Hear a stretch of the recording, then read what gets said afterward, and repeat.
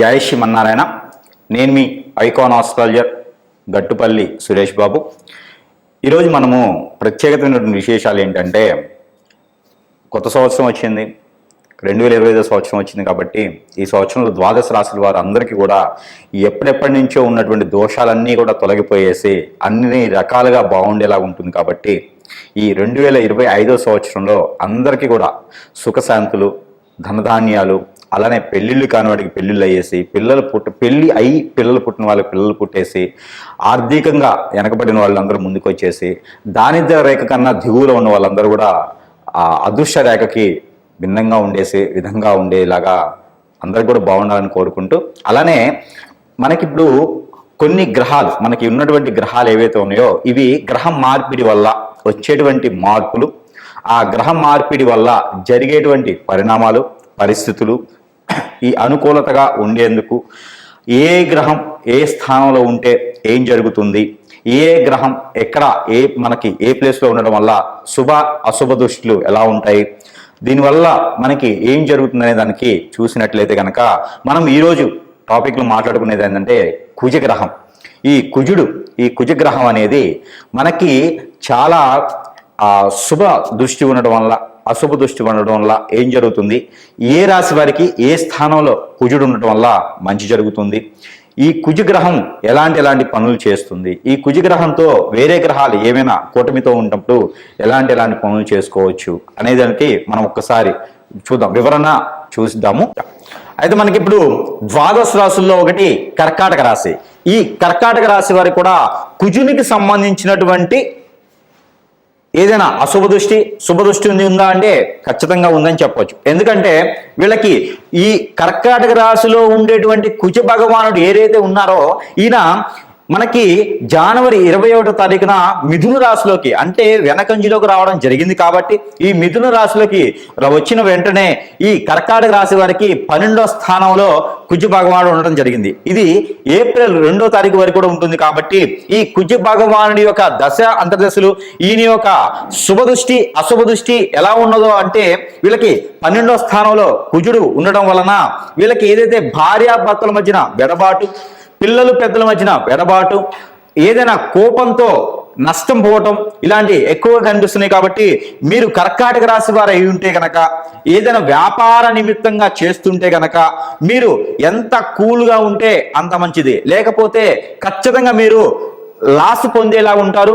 Partnership వ్యాపారాల్లో అయితే ఖచ్చితంగా నష్టాలు కనిపిస్తా ఉన్నాయి. కాబట్టి ఎవరిని ఏమనే పరిస్థితుల్లో లేకుండా మీ పని మీరు చేసుకుంటూ ఒకరి మీద నమ్మకంతో ఒకరి మీద నమ్మకం ఉంచేసి పని చేసే విధంగా ఉండొద్దు. అలానే ఏదైనా చేస్తారనేసి ఎవరిని నమ్మే పరిస్థితుల్లో ఉండొద్దు. కర్కాటక రాశి వారు తస్మా జాగ్రత్త, దొంగలున్నారు జాగ్రత్త అనే టైప్లో ఉంటే చాలా మంచిది. ఎందుకంటే ఎవరింట్లో వాళ్లే దొంగలన్నట్టుగా ఇంటి దొంగ ఈశ్వరుడు పట్టలేడు అన్నట్టుగా అలాంటి అనుభవాలు ఈ 3 మాసాల్లో ఖచ్చితంగా చవి చూస్తారు. కాబట్టి ఎందుకు అంటే ఈ 12వ స్థానంలో ఈ యొక్క కుజ భగవానుడు ఉండడం, దీని వలన ఆస్తి నష్టం, అంతస్తు నష్టం, అలానే మీకు ప్రయాణ విషయాల్లో కూడా కొంతమేర మెలకుగా ఉండాలి. మిమ్మల్ని నేను భయపెట్టాలని చెప్పట్లేదు, మెలకుగా ఉంటారు మాత్రమే చెప్తా ఉన్నా. ఎలా అయితే మనము ఎండాకాలంలో ఎండబెట్టుకున్నవి వానాకాలంలో పనికొస్తాయి అన్నట్టుగానే మనకి ఒక కాలం ముందు మనకి చెప్పడం ద్వారా మీరు కొంతమేర ఆచిచూచి ఉంటారు కదా అని చెప్పేసి ముందుగానే మీకు హెచ్చరిస్తడం జరుగుతూ ఉంది. కాబట్టి ఎక్కడా మీరు భయపడాల్సిన అవసరం లేదు. మనం చివరిలో చెప్పుకున్నటువంటి పరిహారాలు చేసుకున్నట్లయితే ఇన్ని నష్టాలు అయితే రావు. ఎట్లా ఉండేదంటే ఒక పెద్ద బండరాయి తగిలే కన్నా ఒక చిన్న గులకరాయి తగిలి ఆగిపోద్ది అనమాట. అంటే మనం చెప్పేటువంటి పరిహారాలు చేసుకోవడం ద్వారా కూడా అందరూ మీరు ఉద్యోగులు అయ్యేలాగా ఉంటుంది. కాబట్టి ఉద్యోగులని చదువులనే కాదు అన్ని రకాలుగా కూడా ఉద్యోగులు అయ్యేదానికి ఆస్కారం ఉంటుంది. అయితే మీరు కర్కాటక రాశి వారు ఎవరైనా ఉంటే వారు విదేశాలకు ప్రయత్నం చేయాలనుకుంటే కనుక ఖచ్చితంగా ఈ 3 మాసాలు ఆగి ఏప్రిల్ 2వ తారీఖు తర్వాత, ఏప్రిల్ 2వ తారీఖు జనవరి ఏప్రిల్ 2వ తారీఖు 2025 సంవత్సరం వరకు కూడా ఆగి ప్రయత్నం చేస్తే మంచిది. ఎందుకంటే కాంట్రాక్ట్ బేసిక్లో జాబులు, కన్సల్టెన్సీ ద్వారా వెళ్ళేదానికి నష్టం ఉంది. కాబట్టి మీరు డబ్బు నష్టపోకూడదు. కాబట్టి ఎవరు నమ్మే పరిస్థితి ఉండదు. కాబట్టి మీరు ఈ మేర ఏదైనా విదేశాలకు వెళ్ళాలనుకున్నా కూడా ఏప్రిల్ 2వ తారీఖు 2020 సంవత్సరం వరకు ఆగడం చాలా మంచిది. ఇంకా మీకు కొన్ని రకాలైన మంచి జరగాలనుకుంటే కనుక ఈ చిన్నపాటి ప్రయత్నాలు చేయండి, చిన్నపాటి పరిహారాలు చేసుకొని అదృష్టవంతులు అయ్యేదాకా చూసుకోండి. మీ అందరూ కూడా ఈ చిన్నపాటి పరిహారం. అయితే మనకి ఈ కుజుడు మనకి ఏదైతే మనం అనుకున్నట్లుగానే కుజుడు మనకిప్పుడు కర్కాటక రాశి నుంచి మిథున రాశికి వెనుకంజిలో ఉన్నాడు కాబట్టి ఈ వెనుకంజిలో ఉన్నటువంటి కుజుడు వల్ల మనకి జరిగేటువంటి నష్టాలు కావచ్చు, లాభాలు కావచ్చు, ఈ కొన్ని రాశులు కొన్ని రకాలుగా ఉన్నాయి. కాబట్టి అలానే మనకి ఈ రాశి వారు కనుక ఈ పరిహారం చేసినట్లయితే ఖచ్చితంగా ఉన్నత స్థాయికి చేరుకునేలాగా, అలానే పంట భూములు కూడా బాగుండేలాగా, అలానే ఈ రాశి వారికి అన్ని రకాలు బాగుంటుంది. కాబట్టి ఈ చిన్నపాటి పరిహారం చేసుకోవడం వలన అన్ని రాశుల వారికి బాగుంటుంది. ఏ రాశికి ఆ రాశి మనం ఏంటంటే ఈ రాశి వారికి ఈ పరిహారం చేసుకోవడం ద్వారా చాలా బాగా పనిచేస్తుంది. కాబట్టి అన్ని రకాలుగా ఉన్నతులు అయ్యేదానికి బాగుంటుంది. అయితే మనకి రాశి వారు చేసుకోవాల్సిన పరిహారం ఏంటంటే ప్రతి వారం రోజులో ఒక రోజునే సరే, మంగళవారం లేదా గురువారం లేదా శుక్రవారం అయినా సరే ఇక్కడైనా అమ్మవారు ఆలయాలు ఉంటే కనుక ఆ అమ్మవారి ఆలయాలు అంటే పార్వతీమాత, గౌరీమాత లేదా మానసాదేవి అమ్మవారు, కనకదుర్గమ్మ అమ్మవారు లేదా లలితాదేవి అమ్మవారు, ఇలా అమ్మవారి ఆలయాలు ఉంటే కనుక ఆ ఆలయాల్లో కుంకుమ అర్చన చేయించడం, ఆ కుంకుమ తీసుకొచ్చి ఆడవారైతేనే మనక నుదును పెట్టుకోవడం, మగవారైతే కంఠానికి ధరించుకోవడం వలన ఉన్నటువంటి రుమ్మతులు అన్ని తొలగిపోయేసి అన్ని రకాలుగా బాగుండేదానికి, అదృష్టం ఉండేదానికి చాలా బాగుంటుంది. అలానే ఈ కుంకుమ అర్చన ఒకటే కాకుండా ఈ రాశి వారు మరొకటి ఏంటంటే ఎర్ర కుక్కలు ఉంటాయి బయట, బజార్ కుక్కలు అంటారు, ఎర్ర కుక్కలు మనకి రోడ్ల మీద తిరుగుతూ ఉంటాయి అన్నమాట. ఆ కుక్కలకి కనుక గోధుమ రొట్టెలు ఏవైతే మనకి ఈ యొక్క దోషాలు సంబంధించిన కానీ ఏదైతే మనకి కోరికలు ఉంటాయి, ఏవైతే కోరికలు ఉన్నాయో అంటే ఎంత వయసు వచ్చిన పెళ్లి కానిటువంటి వాళ్ళు ఉంటారు కదా మనం ముందుగా అనుకున్నట్టుగా, అయితే ఈ రాశి వారు ప్రత్యేకంగా ఏదైతే గోధుమ రొట్టెలు ఉంటాయో ఆ గోధుమ రొట్టెల మీద తేనె, ఈ తేనె కుక్కలు కొన్ని అయితే మనకి ఒరిజినల్ తేనె అయితే కుక్కలు తినవు, అయితే మనకి తేనె లేకుండా ఇలా మనకి తేనె అయితే ఒరిజినల్ కాకుండా ఉండేటువంటి దాబర్ లాంటి తేనెలు అయితే మీకు బాగానే ఉంటుంది. అవైతే ప్రాసెస్ చేసినాయి కాబట్టి కుక్కలు కూడా తింటాయి. ఒకవేళ తేనె దొరకని పక్షాన మీకు చెరకు రసం కానీ లేదా బెల్లం కానీ దొరుకుతుంది. ఈ బెల్లం మనము చిన్నగా రసంలా చేసేసి ఆ బెల్లం రసంతో కనుక మనము ఏవైతే కోరికలు ఉన్నాయో ఆ కోరికలన్నీ కూడా ఈ గోధుమ రొట్టెల మీద రాచి ఆ రాసినటువంటి గోధుమ రొట్టెలు ఏవైతే ఉన్నాయో అవి కుక్కకి తినిపించడం ద్వారా లేదా ఆవుకు తినిపించడం ద్వారా కూడా మీకున్నటువంటి రుమ్మతులన్నీ కూడా తొలగిపోయేదానికి ఎక్కువ ఆస్కారంగా ఉంది. ఏదైతే మనం అనుకున్నటువంటిగా ఈ రాశి వారు ఈ యొక్క 4 నెలల పాటు ఉండేటువంటి ఈ యొక్క కుజుడిది ఒక దశ కావచ్చు, కుజుడి అంతర్దశ కావచ్చు, నడిచేటువంటి అందరూ కూడా ఈ యొక్క పరిహారం చేసుకున్నట్లయితే కనుక ఆ కుజుడితో ఉన్నటువంటి దోషాలన్నీ కూడా తొలగిపోయేలా ఉంటాయి. కాబట్టి ఈ యొక్క చిన్న పరిహారం చేసుకుంటే మరీ మంచిది.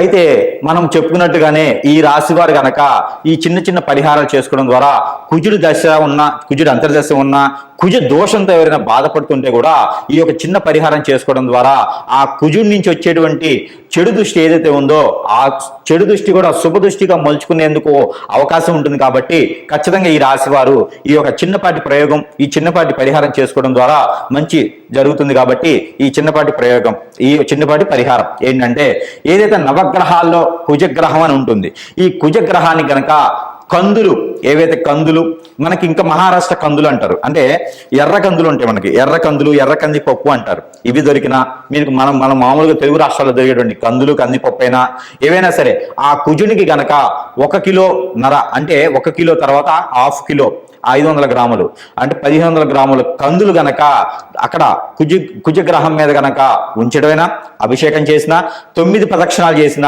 7 ప్రదక్షిణాలు లేదా 11 ప్రదక్షిణాలు చేసిన నవగ్రహాల చుట్టూతా ఈ యొక్క కందులు ఏవైతే ఉన్నాయో, కందిపప్పు ఏవైతే ఉన్నాయో ఇవి కుజుడి మీద ఉంచడం ద్వారా, అలానే ఎర్రని ఇవి మనకి ఆరెంజ్ కానీ లేకపోతే దానిమ్మ పండు అంటారు, ఈ దానిమ్మ పండు లేదా దానిమ్మ గింజలు ఏవైతే ఉన్నాయో ఈ దానిమ్మ పండు, దానిమ్మ గింజలు, అంజీరు, ఈ అంజీరు పళ్ళు కూడా ఏవైతే ఉన్నాయో ఇవన్నీ కూడా మనకి జ్యూస్లా చేసుకొని ఆ జ్యూస్ కూడా మనం ఆ కుజుని గ్రహం మీద అభిషేకం చేసినా, లేదా కుజగ్రహం మీకు దగ్గర సమీప దూరం లేకపోతే ఈ కుజగ్రహానికి అధిపతి ఎవరైతే ఉన్నారో ఈయన వచ్చేసి సుబ్రహ్మణ్యేశ్వర స్వామివారు, లేదా కుమారస్వామి వారు, లేదా అయ్యప్ప స్వామి స్వామివారు, లేదా ఇంకా చివరికి శివాలయంలో అయినా సరే ఇక్కడ మనకి అంజీరు పండుతో చేసినటువంటి జ్యూసు, అలానే బాదం పప్పుతో చేసినటువంటి జ్యూసు, అలానే మనకి ఏదైతే దానిమ్మ పండు అంటామో వాటితో చేసినటువంటి జ్యూసు, చివరిగా మనకి చెరుకు రసం, ఇవన్నీ కూడా కలగలుపుకొని మనం అభిషేకం అర్చన చేయించినట్లయితే గనక ఏవైతే మీకు సమీప దూరంలో ఉన్నటువంటి నేను చెప్పినటువంటి విగ్రహాలకి అభిషేకం చేయడం ద్వారా అన్ని రకాల రుమ్మతులు తొలగిపోయేసి విదేశీ యానానికి వెళ్ళాలి అనుకున్నటువంటి ఎవరైతే ఉన్నారో వారు కూడా కుజ దోషంతో బాధపడుతుంటే గనక వారు కూడా ఖచ్చితంగా ఈ యొక్క అభిషేకం చేస్తే, ఈ యొక్క పరిహారం చేసినట్లయితే గనక అన్ని రకాల రుమ్మతులు తొలగిపోయేలా ఉంటుంది. కాబట్టి ఈ పాటి చిన్న ప్రయోగం, ఈ పాటి చిన్న ప్రయత్నం కూడా చేయండి. అలానే మనకి ఈ యొక్క రాశి వారు గనక ఈ చిన్న పాటి పరిహారం చేసినట్లయితే గనక మీకు అన్ని రకాల కుజుడి నుంచి వచ్చేటువంటి లోపాలు, అన్ని రకాల కుజుడి నుంచి వచ్చేటువంటి శాపాలు అన్ని కూడా మీకు పటాపంచలేలా ఉంటుంది. కాబట్టి మీలో ఈ రాశి వారికి ఎవరికైనా పెళ్లిళ్ళకి అవ్వలేదా, లేదా పెళ్లిళ్ళై పిల్లలు పుట్టలేదా, ఇవన్నీ కూడా మీకు కుజుని వల్ల వచ్చేటువంటి లోపాలే. కాబట్టి ఎలానో మనకి కుజదశి ఉంది, కుజ అంతర్దశి ఉంది, లేదా కుజుడు సమీప దూరంలో మీకు మనకి ఇప్పుడు మిథున రాశిలోనే ఉన్నారు. కాబట్టి ఈ మిథున రాశిలో కుజుడు అనేది, ఆ మిథున రాశి కుజగ్రహం అనేది మీకు మంచి శుభదృష్టితో ఉంటుందన్నమాట. మిథున రాశి ఫ్రెండ్షిప్ అనమాట. అంటే అది ఇక్కడ మనకి మిథున రాశిలో కుజుడు ఉండటం వల్ల కూడా మంచి జరిగేదానికి ఉంది. కాబట్టి మీ అందరూ కూడా ఈ రాశి వారు అందే ప్రత్యేకించి ఈ చిన్నపాటి పరిహారం చేసుకోవడం ద్వారా ఆ ఒక ఏదైతే కుజుడి నుంచి వచ్చేటువంటి దోషాలు, ఆ శాపాలు కూడా అన్ని తొలగిపోయేలా ఉంటుంది. కాబట్టి ఈ చిన్నపాటి పరిహారం ఏదైతే మీరు కుజుడి నుంచి వచ్చేటువంటి పరిహారం ఇచ్చుకునేందుకు ఆవాలను ఉంటాయి, మనకి ఇంట్లో కూడా దొరుకుతా ఉంటే మన కిచెన్ సామాన్లు వాడుతూ ఉంటాము. ఆవాలు అని ఉంటాయి. ఈ ఆవాల్లో తెల్లవి ఉంటాయి, మనకి రెగ్యులర్గా వాడుకునేటువంటి బ్రౌన్ కలర్, నల్లవి అనేక రకాల ఆవాలు ఉంటాయి. ఈ ఆవాలు ఒక 100 గ్రాములు తీసుకోండి. ఏ ఆవాలైనా పర్వాలేదు. ఆవాలు ఒక 100 గ్రాములు, అలానే మనకి గసగసాలు ఒక 50 గ్రాములు, అలానే మనకి రాగులు అని ఉంటాయి. మనకి చిరుధాన్యాల్లో ఒక ధాన్యం రాగులు. ఈ రాగులు కూడా కుజుడికి మహా ఇష్టం. ఈ రాగులు కూడా తీసుకొని ఇవన్నీ కూడా కలగలుపుకొని ఏదైతే మీకు గ్రామ దేవత అంటారు, అమ్మవారి ఆలయం గ్రామ దేవత అంటారు. ఈ గ్రామ దేవత ఆలయాల్లో కనుక మీరు ఆ గ్రామదేవత ఆలయంలో ఉంచినట్లయితే ఆ గ్రామదేవత ఆలయము ఏదైతే ధ్వజస్తంభం ఉంటుందో అక్కడ కూడా ఈ ఆవాలు ఉంచినట్లయితే ఈ ఆవాలు అమ్మవారి దగ్గర ఉంచేటప్పుడు మీరు మనసులో ఏమైనా కోరికలు ఉన్నా, మనసులో ఏమైనా దోషాలు పోవాలనుకున్నా కూడా సమర్పించుకొని ఆ ఒక కోరికలు అన్ని కూడా నెరవేరాలని ఒక అమ్మవారికి మనస్ఫూర్తిగా సమర్పించుకొని 5 నారికేళాలు గనక మీరు గ్రామదేవత అమ్మవారికి గనక సమర్పించినట్లయితే, మీ ఊరి సమీపంలో గ్రామదేవత లేకపోతే బొడ్రాయి అని అంటారు, ఈ పల్లెటూరు అయితే బొడ్రాయి అని ఉంటుంది. ఈ బొడ్రాయి దగ్గర ఈ ఒక నేను చెప్పినటువంటి ఆవాలతో పాటు మీరు ఇంకా కూడా వేస్తే కనుకుంటా బాదం పప్పు కూడా అక్కడ వదలవచ్చు. బాదం పప్పు కూడా అక్కడ ఆ బొడ్రాయి దగ్గర కావచ్చు, గ్రామదేవతల అమ్మవారి దగ్గర కావచ్చు, ఈ బొడ్రాయి దగ్గర కూడా పెట్టినట్టయితే మీకు మంచి జరిగేదానికి, మీలో ఉన్నటువంటి దోషాలన్నీ విముక్తి అయ్యేదానికి ఉంటుంది. కాబట్టి ఈ పాత్రం అదృష్టం అనేది అందరూ కూడా ఈ చిన్న చిన్న పరిహారాలు చేసుకొని ఈ రాశి వారు అదృష్టవంతులు అయ్యేసి అందరికి కూడా పెళ్లిళ్ళు అవ్వాలి, పెళ్లిళ్ళు అయిన వారికి పిల్లలు పుట్టాలి, అందరూ కూడా ఉద్యోగులు అవ్వాలనుకుంటే కనుక ఈ కుజదోష పరిహార నిమిత్తంగా ఈ చిన్నపాటి పరిహారాలు చేసుకుంటే మరీ మంచిది. ఇంకోటి కూడా ఉంది. అభిషేకం ఏదైతే తేనె ఉంటుందో ఈ తేనెలో కనుక టమాటా రసం కలిపేసి మనం అభిషేకం చేసుకోవడం ద్వారా కూడా ఎవరికి చేయాలి అభిషేకం అంటే నవగ్రహాల్లో ఉన్నటువంటి కుజగ్రహానికి, అలానే మనకి కుజగ్రహం మీకు సమీప దూరంలో లేకపోతే కనుక ఈ టమాటా లేకుండా ఓన్లీ బాదం పప్పుతో అయినా మీరు అభిషేకం చేసుకోవచ్చు. అంజీరు బాదం కలిపినటువంటి అభిషేకాన్ని మీరు అక్కడ ఉన్నటువంటి సుబ్రహ్మణ్యేశ్వర స్వామి వారి ఆలయంలో లేదా పుట్ట దగ్గర ఉన్నటువంటి పడిగల మీదైనా ఈ అభిషేకం చేసుకోవడం ద్వారా ఈ కుజగ్రహానికి సంబంధించినటువంటి దోషాలన్నీ కూడా పటాపంచలేదానికి ఆస్కారం ఎక్కువ కనిపిస్తూ ఉంది. అలానే మీకు ప్రతినిత్యం 12 రాశుల వారు అందరికీ కూడా చెప్పదగింది ఏంటంటే ప్రతి ఒక్కరూ చేయగలిగినటువంటి రెమెడీ ఒకటి ఉన్నది. అది ఏంటంటే ఆవాలు మనకి తెల్లవైన, నల్లవైన, బ్రౌన్ కలర్ అయిన ఆవాలు తీసుకొని ఒక 50 గ్రాముల ఆవాలు, ఒక 50 గ్రాములు నల్ల నువ్వులు, ఒక 50 గ్రాములు గసగసాలు, ఒక 50 గ్రాముల జీడిపప్పు, ఇవన్నీ కూడా తీసుకొని చిక్కుడు గింజలను దొరుకుతాయి మనకి సీడ్. ఇవి మనకి పచారీ షాపుల్లో కానీ లేకపోతే సీడ్ అమ్మేటువంటి షాపుల్లో కానీ దొరుకుతాయి. ఈ చిక్కుడు గింజలు కూడా తీసుకొని మీరు ఇవన్నీ కూడా కలగలుపుకొని రోజుకి ఒక 2-3 స్పూన్లు చొప్పున తీసుకొని ఇలా క్లాక్ వైజ్ గా కళ్ళ ముందు నుంచి ఇలా తీసుకుంటూ ఇలా 7 సార్లు దిష్టి తీసుకొని, ద్వాదశ రాశుల వారు అందరికీ కూడా ఇలా 7 సార్లు దిష్టి తీసుకొని మీకు రోడ్డు విరువైపులా అంటే రోడ్డు పక్కన కనుక వేసినట్లయితే, పారేటువంటి నీటిలో వేసినట్లయితే మీకు అవి కాల్చినట్లు కూడా కాల్చుకోవచ్చు. ఇవి కాల్చినట్లయితే కనుక మీకు కుజు దోషం నుంచి విముక్తి లభిస్తుంది. మీకు ఖచ్చితంగా పెళ్లిళ్ళు అవుతాయి. ఈ చిన్నపాటి రెమెడీ ద్వాదశ రాశుల వారు అందరూ కూడా ప్రత్యక్షం చేయొచ్చు. మరొకటి ఉంది, మీకు ఇంకా ఆరోగ్య సమస్యలు కానీ ఈ కుజు దోషానికి సంబంధించింది కానీ ఇంకేమైనా ఉంటే కూడా మీకు ఆ దోషాలన్నీ కూడా పటాపంచలేందుకు మిరియాలు కూడా ఇందులో కలుపుకున్నట్లయితే మీ ఆర్థిక స్థితిగతులు, మీ ఆరోగ్య సమస్యలు కూడా తొలగిపోయేలా ఉంటుంది. కాబట్టి మనం చెప్పుకున్నటువంటి ఆవాలు, గసగసాలు, బాదం పప్పు వీటన్నిటితో పాటు మిరియాలు కూడా కలుపుకొని దిష్టి తీసుకోవాలి. ఏవైనా సరే ఒక 2 స్పూన్లు అన్ని కలగలిసి 2-3 స్పూన్లు కనుక మీరు దిష్టి తీసుకున్నట్లయితే కనుక ఈ రుమ్మతులన్నీ తొలగిపోయేలా ఉంటుంది. కాబట్టి ఆ మాత్రం ప్రయత్నం చేసి ద్వాదశ రాశుల వారు అందరూ కూడా సుఖశాంతులతో ఉండాలని కోరుకుంటా ఉన్నాను. జై శ్రీమన్నారాయణ.